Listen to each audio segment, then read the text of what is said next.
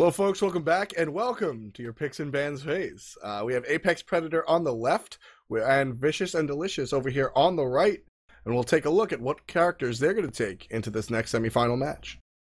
Yeah, this is the upper bracket semifinals. We are still waiting for the lower bracket to resolve, though they were underway a little bit sooner, so we'll probably find out at some point in this game, and we'll be telling you. It's all very exciting. 40th seed from the lower bracket making it into the semifinals, and on the top side, it's 5th seed and 1st seed, so a little bit more expected with a small upset of 5th beating out 4th, which honestly is the most likely upset.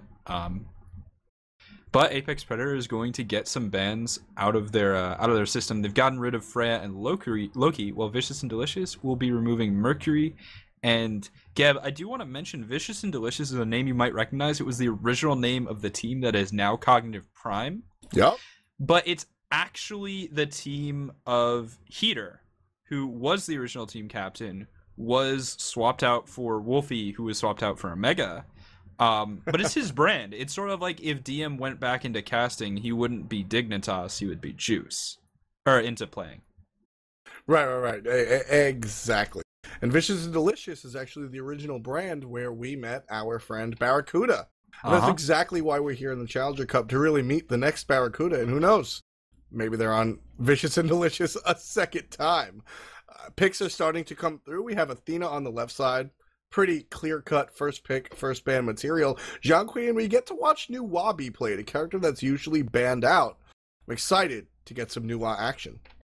Well, you know, we always talk about the Nemesis getting picked in response to Zhangqi, and that's what we're going to see in this game, but I want to talk about Zhangqi and Nuwa having a strange kind of synergy in that both of their ultimates are no skill deal damage to everyone ultimates, by which I mean they hit everyone, kind of regardless of what you do. Zhangqi just has to kind of be in the right place, and Nuwa just has to not die before she gets up into the air, and then damage is dealt to the entire enemy team. So Apex Predator is going to have to find a way to survive through that, and VishusNDelishus actually very smartly will be banning Ra, to make sure that they don't have the most viable sustain mage to let them survive through the AoE team fight. I really like that Ra ban. A Ra ban is not something we see a lot, Kret. It's very specific, so you're basically only going to see it on this the counter ban, as we call it. I really like the pickup, and, you know, that sort of intelligence in the picks and ban phase is kind of why VishusNDelishus is our #1 seed overall. So just some numbers around Ra. He's in 77% of SPL games, either picked or banned. Which is comparable to Nuwa at 81% and Surcat at 71%.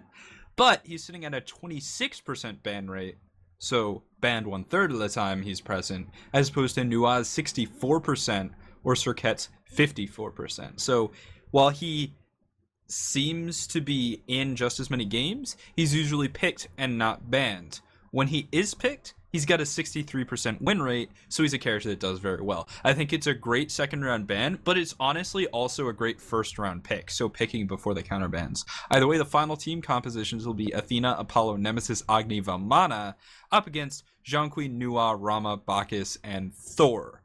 I love the team fight from VishusNDelishus, but I think Apex Predator does have the tools to deal with Zhangqi and then everybody else. Right. I like the Nemesis pickup. I think Nemesis is absolutely the real choice here for this. I always mention Nemesis versus Zhangqi, but Bacchus also has a lot of passive protections given to him on his with a Chug #1 in his passive, and Thor is generally built a little bit tankier than your average jungler. So Nemesis is just going to really shine with those protection stealings that she offers with that ultimate. We're going to get underway and check out just how well Nemesis or the rest of these teams do in just a couple of minutes. Stay tuned, and we'll get into the match. Here we are in the shadow of Mount Olympus. Representing Order, Apex Predator are going to be playing Vamana, Apollo, Nemesis, Agni, and Athena. They're heading out as 5, and they're going to be up against the 1st seed, formerly Snapchat Gaming, renamed to VishusNDelishus.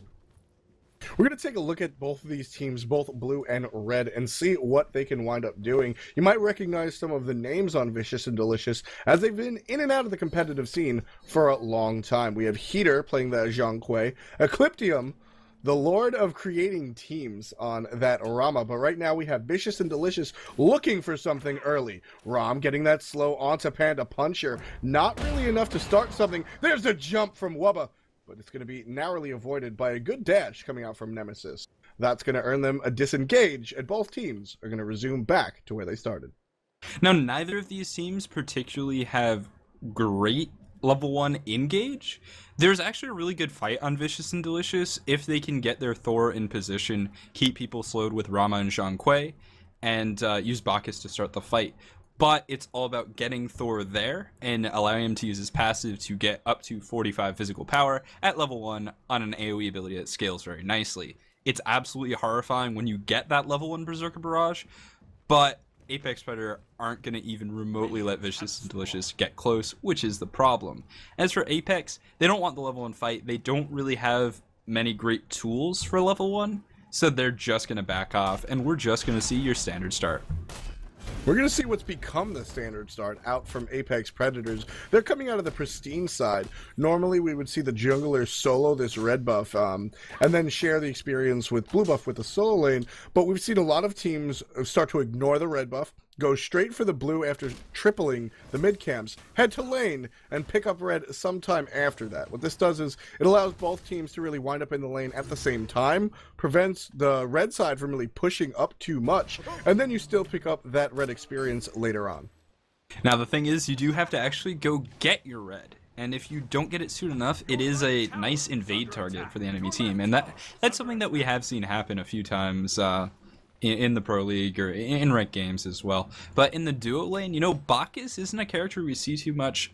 His original mega synergy was with Thor, but also very good with On Her. With Rom, I don't feel like there's incredible synergy in lane, but Bacchus does apply a lot of pressure. He's going to jump in onto smoke trees, but not going to be able to make too much of it this time. Yeah, this is what they want to do over here, VishusNDelishus. They want to be extremely aggressive. With this Bacchus-Rom combo, you're really going to be able to match up that aggression, just like we see on the right side. Skilladon taking about 80% of his life in damage coming out from Panda Puncher, mainly on the Nemesis. So Skilladon has to play the rest of this situation very carefully, because if he decides to step out in the wrong place, he's going to get punished. Yeah, exactly. And it hasn't been all in one burst. Nemesis isn't really capable of that, but it's more intelligent positioning and baiting coming out from Panda Puncher, bursting, using the dash to get in, get out. He's going to see the recall and head directly to the safe camps on the right-hand side, trying to prioritize taking farm away from his opponent and using an early Hand of the Gods 2, note the 60-second cooldown versus 90, to get that farm safely. Now heading to the middle lane. No real experience to leech here, but we'll see what Panda Puncher does end up doing. Left lane still aggressive as always. We actually have a dash in from Apollo. He's going to land some basics attacks on there. Wubba jumps away from the taunt, so that's going to be a good disengage for VishusNDelishus. That taunt into the shield wall, into a couple of shots from smoke trees, Cret, that would have been very problematic for VishusNDelishus. Yeah, but speaking of problematic, Thor is making his way over. This is a very early gank, but it could be really good. I mean, remember, the wall is so strong. Bacchus is going to jump in. Smoke Trees is going to not quite get interrupted of dash. There it is. Doesn't land the double tap, but Smoke Trees is getting low. Nuwa ultimate to help. Down to less than 100 health. Roll in from Ecliptium and taken down. Skilladon gets the kill, gets the first blood, gets level 5, and now he's going to be ready to fight at the mid camps. Apex Predator is going to have to be real careful.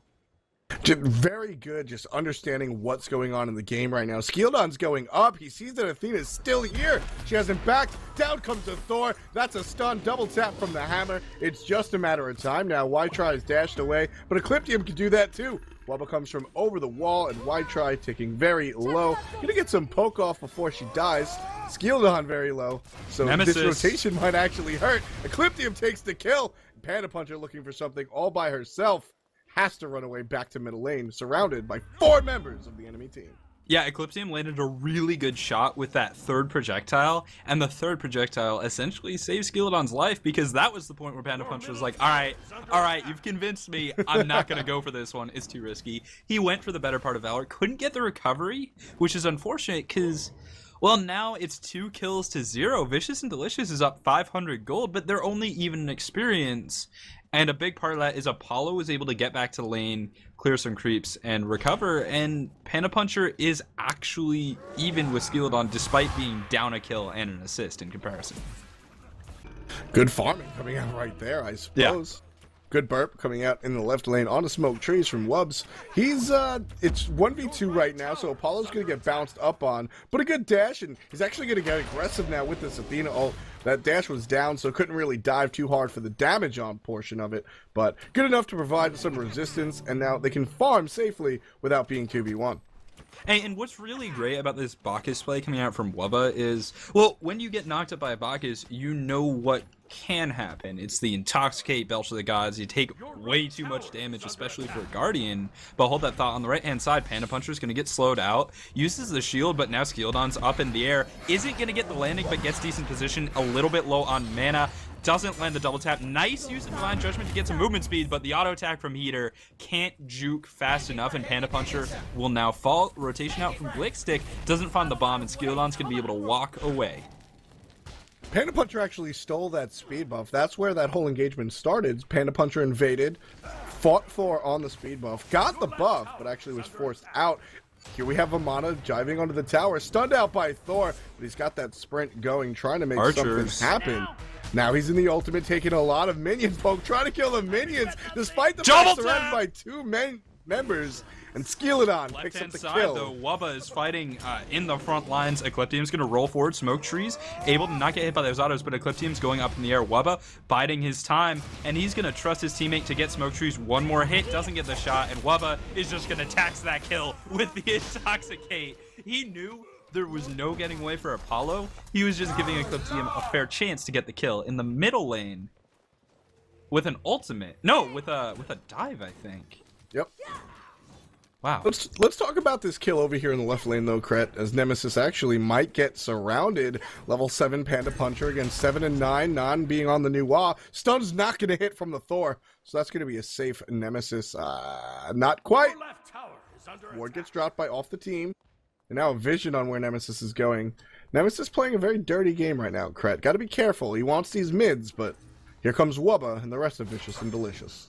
Yeah, and Wubba, you know, one of the things people don't really realize is when Bacchus is at close range, he'll probably use his Belch to set up the easy belly flop.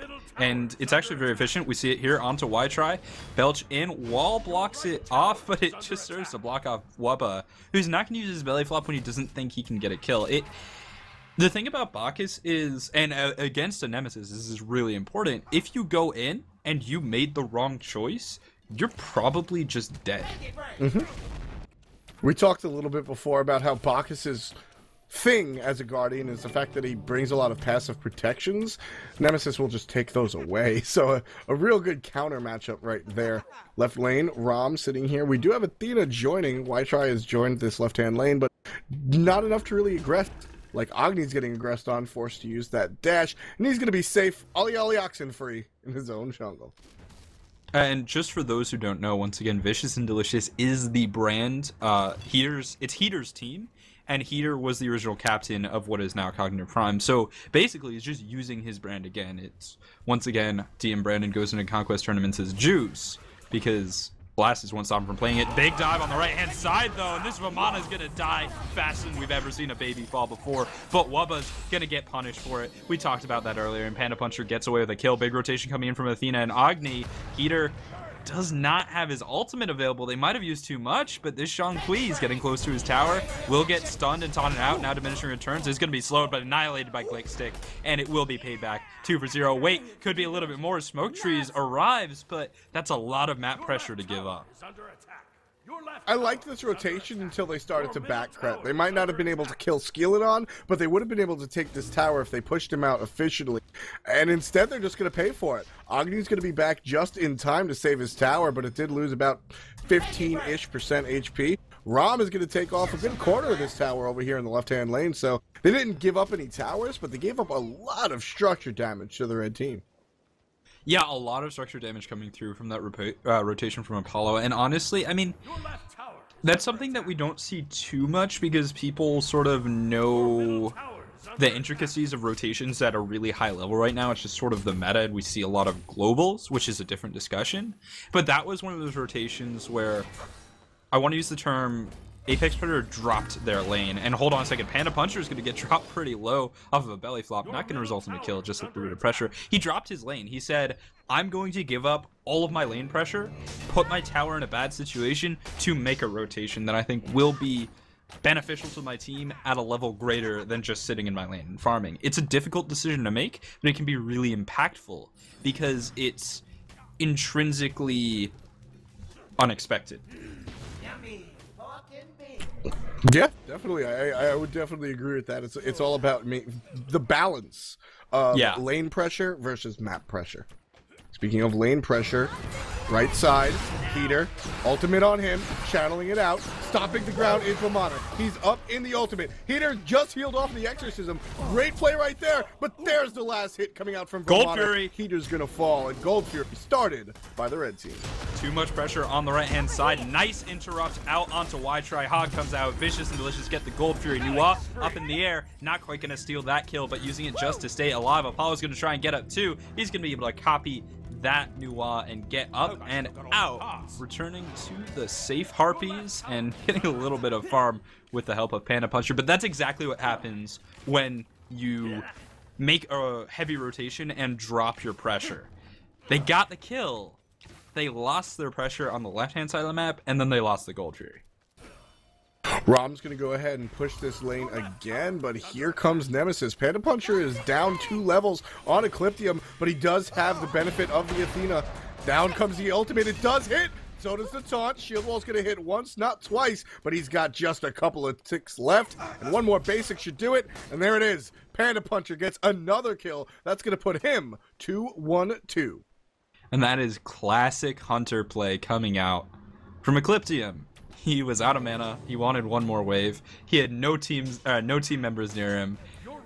Honestly, I mean, we've all had it happen. It's the Hunter equivalent of lazy backing. You're just like, yeah, no, I can get one more wave. I'll be fine. And then 4 people show up to kill you. Speaking of big rotations, though, Heater once again getting pressure on the right-hand side. Divine Judgment. There's no way he's surviving this. Glickstick gets the kill with the DOT on the left-hand side. Wubba's gonna go down under tower. Smoke Trees and y-try really pushed onto this tower. Bacchus really had nothing to do here.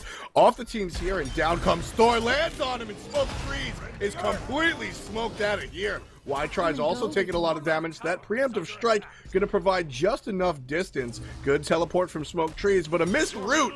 That might make things tough. Under tower, Skilladon and off the team. Wow. Good enough. Just a couple of hits from the tower is going to hurt Skilladon.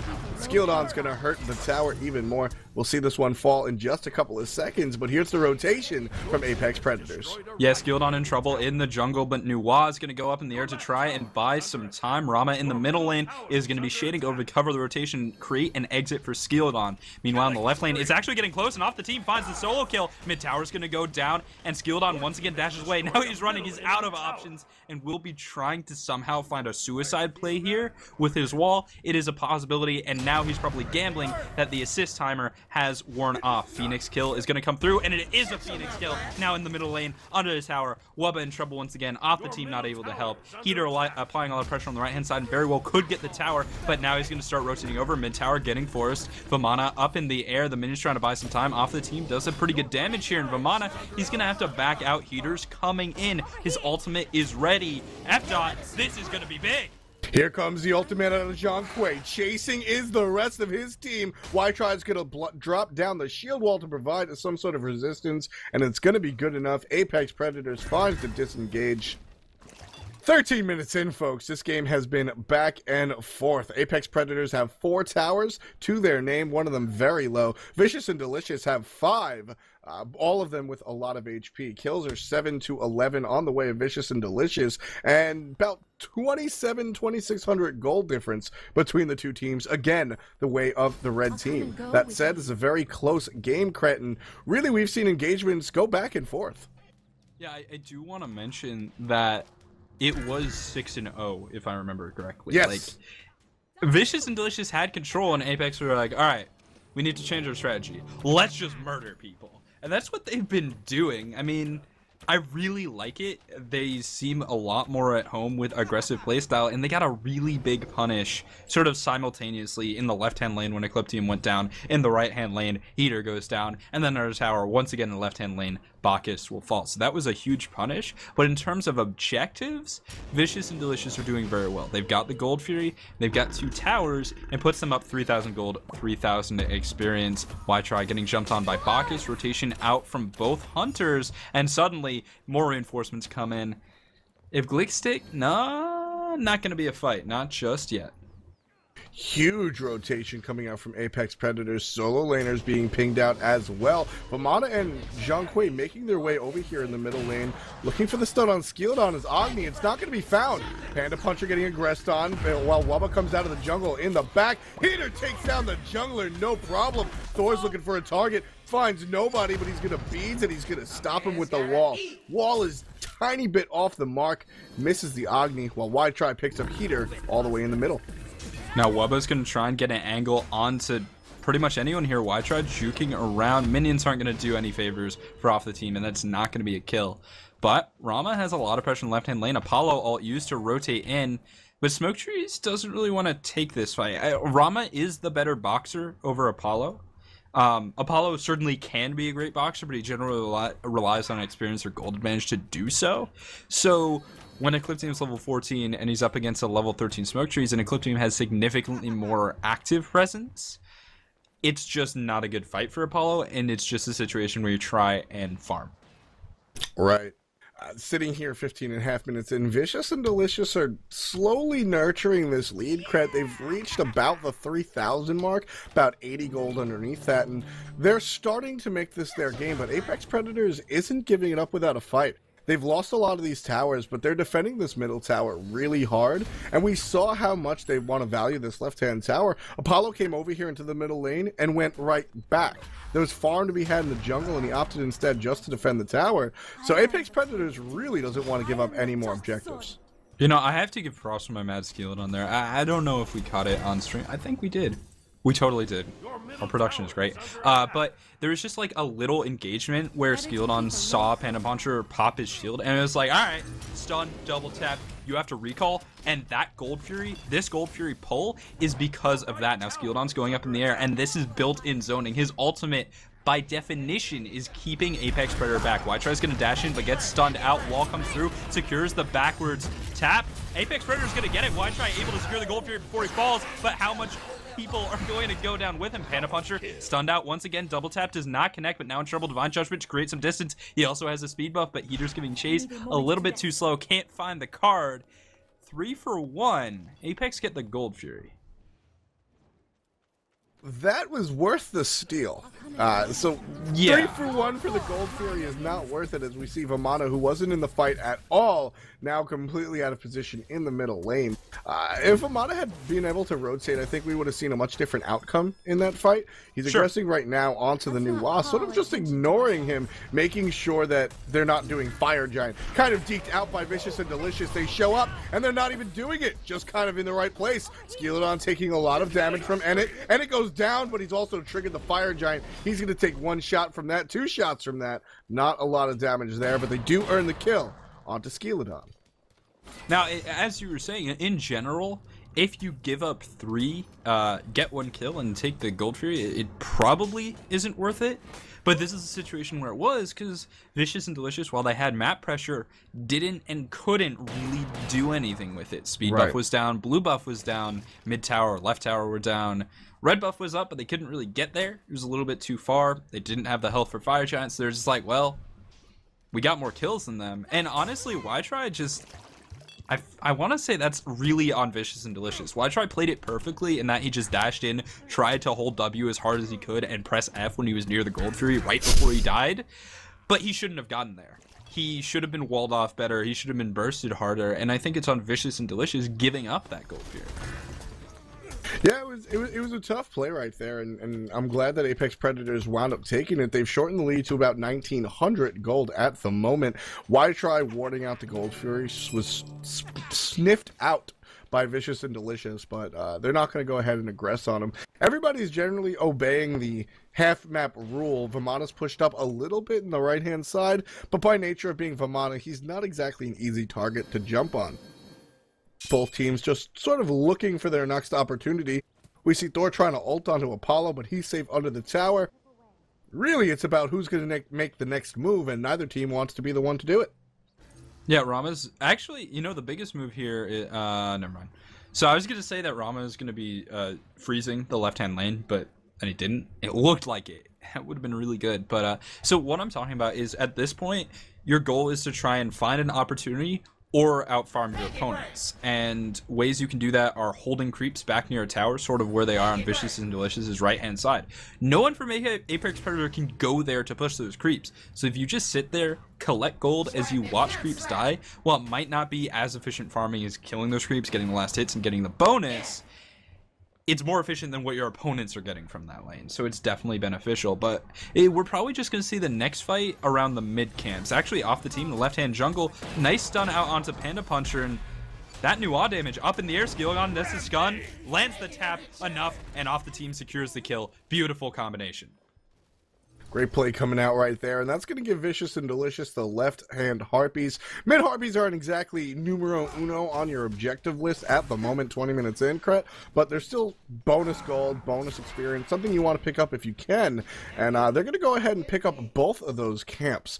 Apollo and Ram might fight each other in the jungle. Ram instead is going to opt not to, while VishusNDelishus trying to create a pincer over here in the middle lane. Gets a good wall, and Glickstick forced to rush into the enemy team. Off the team brings him down. Wide try taking a lot of damage. Heater brings him down for the count, and all you have is a lone Vamana. He's got his ultimate and he's got his hunter, but can they do it? Skilladon taking a lot of damage. He's going to be able to wall off the enemy team. Smoke trees, gets smoked. Ecliptium with the kill for that one. Vamana's ultimate finally ends. Off the team ends his life as well. Panda Puncher, the only one alive underneath this tower. VishusNDelishus need to find something to do, but with such low health after that engagement, Kret, they're probably just going to take the tower.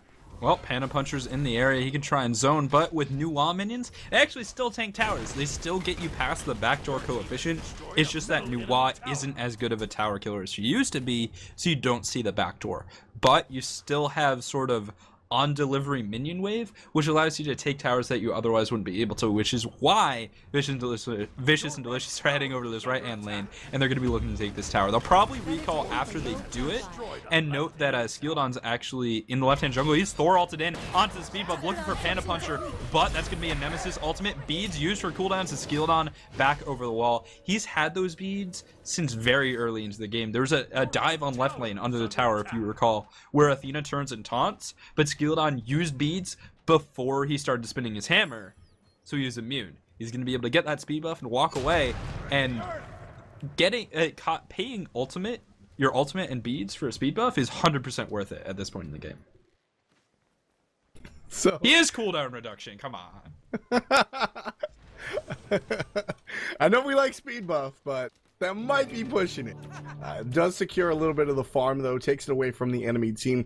22 minutes into this match, VishusNDelishus doubling the kills of their enemies, 20 to 10. Gold has been extrapolated to 5,200, and they're looking to make that even more so. Wow. Gold Fury goes down without even a sniff in the air. Apex Predators don't have a real congestion ward. They have one on their side of the map, so that's going to bring their lead up to 6,500 gold. Experience approaching 10,000 as well. VishusNDelishus have taken their small lead and really brought it into something larger, and Apex Predators have to watch out.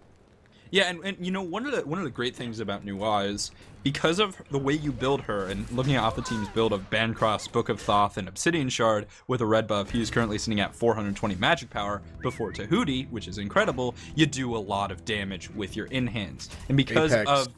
Oh, wow. Yeah, Apex, this is a big play. They're going to get fire. the Fire Giant with the sneak. And that's just... I love it. Ooh, good timing. I mean, it's risky, but when you're behind, you do what you can to get back into the game. That said, it only puts them even. Fire Giants, roughly 5,000 gold. And hold on, dive under tower. Thor's up in the air, and Peter is going aggressive. He's got the ghost. Glickstick's gonna fall. Wytry could get turned on. Shell is out, but not able to use the ultimate, and that's gonna be a dead Athena real quick. Charges up the preemptive strike. Might be able to create enough distance in the left-hand lane, though. Rama is gonna be getting aggressive onto Apollo. Apollo mezzes and dash away. Beads used by Ecliptium. Sprint activated. He's gonna go for this kill, but it looks like he's out of Astro Hours and is gonna have to back off. Right tower will fall. The Hunters are still going at it. 2 Astro Hours connect. Ecliptium very low. Smoke Trees could win this duel. It's 1 Archer and Ecliptium. They're both very low, but Rom goes up in the air, and now it's juke time. 1 hit, 2 hit. Third one is a miss, and Smoke Trees looks like he'll survive. I love this Fire Giant. I would have liked it a lot more if they escaped and really didn't pay anything for it, but, you know, you mentioned that they're just even. It doesn't really give them a good advantage. That Fire Giant is not about an advantage. What that Fire Giant is about, it's about preventing the enemy from winning the game off of a Fire Giant fight.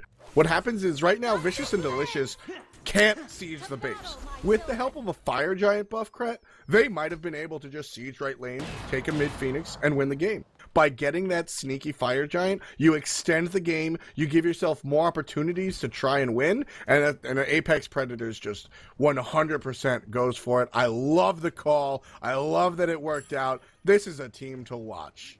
Definitely, but you know what? I don't actually think it worked out because the map pressure lost off of retreating from the Fire Giant actually gave up roughly 4,000 gold worth of objectives. I said they were down 6,000. Well, now they're down 10,000, and that came pretty recently off of the inner towers falling. They're 1,500 gold each, and then an extra 1,000 from kills.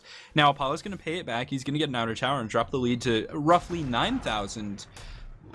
But that Fire Giant was at a big cost, and I love the play. I think it was the best play to do. Honestly, I didn't even think of that. It was brilliant. But it didn't work out perfectly. Exactly. It's the play that I like. The outcome wasn't exactly fantastic, but that's something to keep in mind. And Skirmishes wants to keep that speed buff in mind. Doesn't land the ult, but he lands everything else. And Panda Puncher is going to go down to the man with the big hammer before the Athena even can do anything about it. Wytry stunned out. Everybody gets knocked up thanks to Apollo, but it's not going to be good enough.